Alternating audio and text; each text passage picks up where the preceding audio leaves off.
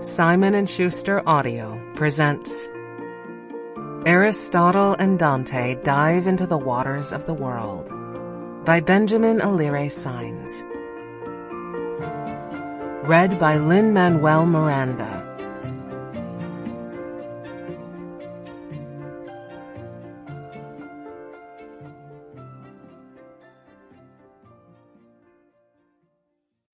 Amanda, I see the rising of the sun and think of you. Sometimes I hear your laughter in the room and hear you say, "You're crazy, Uncle Ben." This book is for you. I adore you, and always will. Everywhere I turned, everywhere I went, everybody had something to say about love. Mothers, fathers, teachers, singers, musicians, poets, writers, friends. It was like the air. It was like the ocean. It was like the sun. It was like the leaves on a tree in summer. It was like the rain that broke the drought. It was the soft sound of the water flowing through a stream. And it was the sound of the crashing waves against the shore in a storm. Love was why we fought all our battles. Love was what we lived and died for. Love was what we dreamed of as we slept. Love was the air we wanted to breathe in when we woke to greet the day.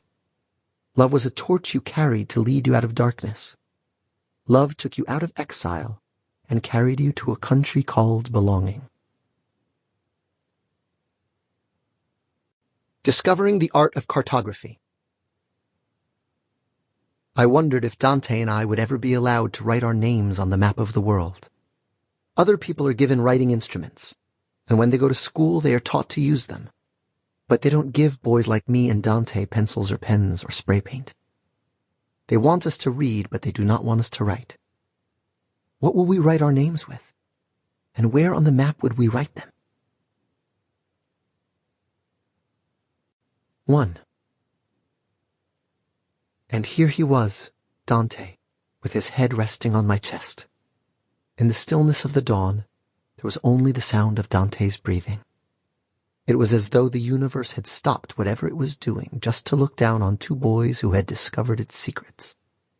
As I felt the beating of Dante's heart against the palm of my hand, I wished I could somehow reach into my chest and rip out my own heart and show Dante everything that it held. And then there was this. Love didn't just have something to do with my heart. It had something to do with my body. And my body had never felt so alive. And then I knew.